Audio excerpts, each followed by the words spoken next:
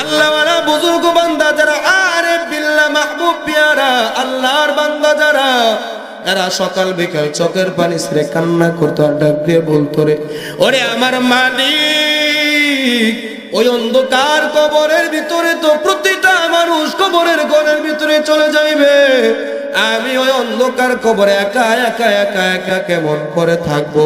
আল্লাহ তুমি আমার কবরে আমার সাথী হয়ে যাইও, আমার সঙ্গী হয়ে যাইও।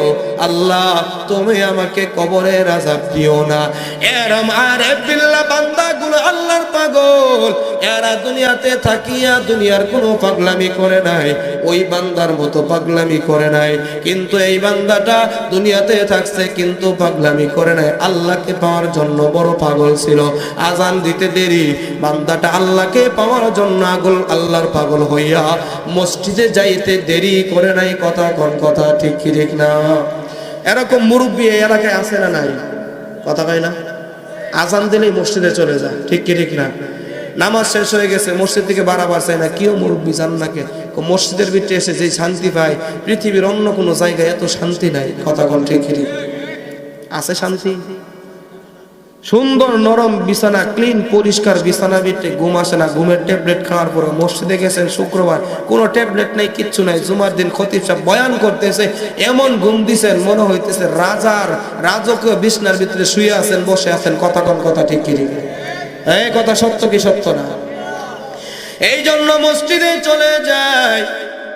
এরকম বান্দার আল্লাহর পাগল, আল্লাহকে পাওয়ার জন্য বড় পাগলামি করেছে। এই পাগল বান্দা যখন কবরে চলে যাইবে, তুমিও চলে যাইবে, আমিও চলে যাইব। তোমার আমার কাছে ফেরেশতারা এসে প্রশ্ন করবে, মার রব্বুকা ওয়া মান দীনুকা ওয়া মান হাদার রাজুল। বলো বলো বলো, তোমার রব কে ছিল, তোমার দিন কি ছিল, তোমার নবী কে ছিল?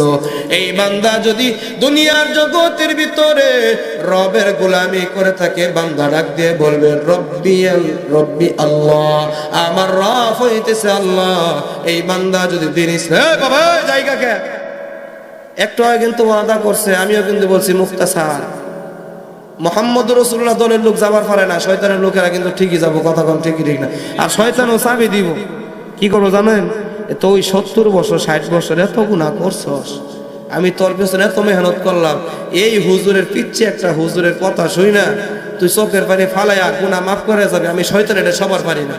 শয়তান চাবি ইচ্ছা মতন যে ঘুরাবো, ঘুরাইতে ঘুরাইতে এখান থেকে বের করে নিয়ে যাবো। কথা কোন ঠিক ঠিক না? মনে করবেন যে বাড়াইতেছে, শয়তান এটা চাবি ঘুরাইতেছে। কথা কোন ঠিক ঠিক না? হ্যাঁ, শয়তান ভালো কাজ করতে দেয় না।